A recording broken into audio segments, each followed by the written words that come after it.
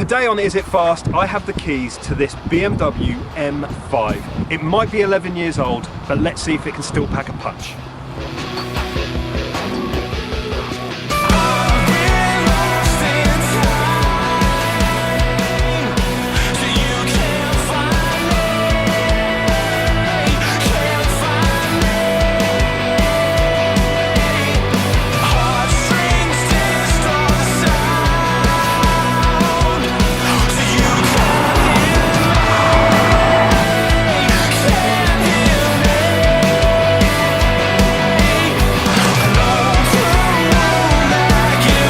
So this is one of the older cars that we have featured on Is It Fast, but I think it's one of those cars that deserves quite a bit of merit. The M range has evolved over the years, and I was talking to someone yesterday about the M5, and they described it as the M3 whose basically their voice has dropped. This is quite a raw driving experience.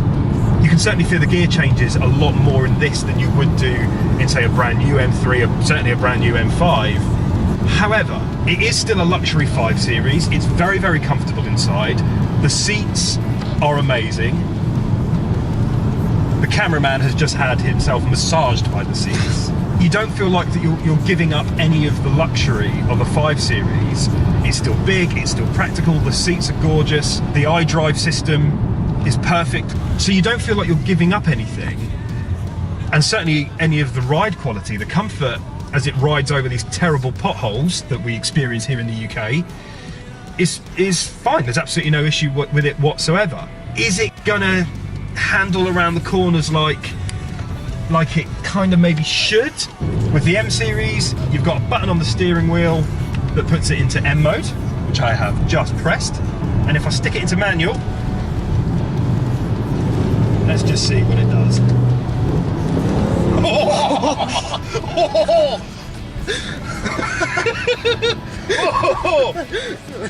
Holy moly, that's it's got a fair amount of horsepower. It's got a fair amount of horsepower there.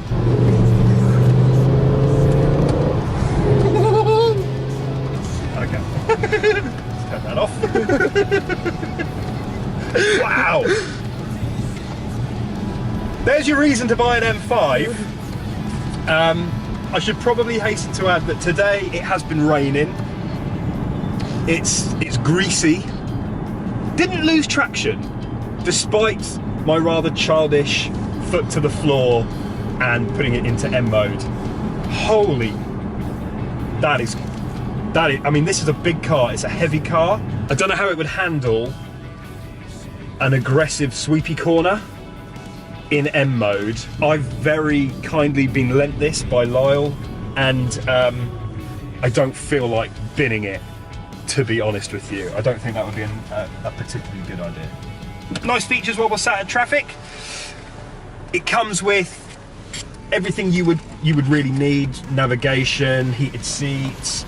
It's got a nice manual handbrake, which I appreciate, and you wouldn't find on a BMW nowadays. It doesn't really make any difference to the performance of the car, but it's quite nice when you've got this big lump around you to be able to feel like you're stopping it. Comes with a sunroof, which I haven't seen for a long time, and it's springtime, which means certainly in the UK, you can open your sunroof, get your rain straight into the car for you. That's the sound that means it's out of washer fluid.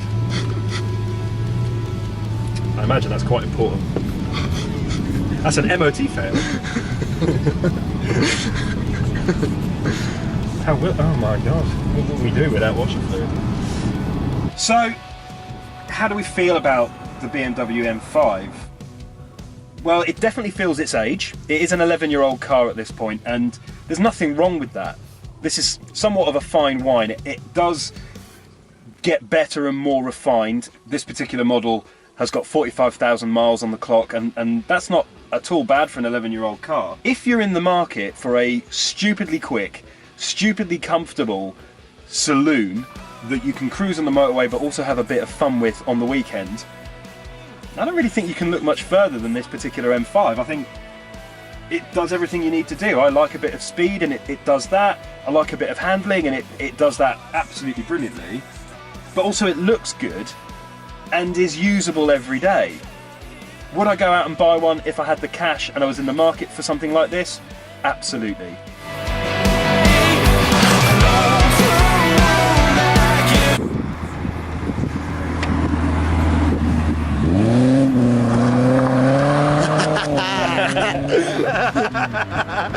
Lad!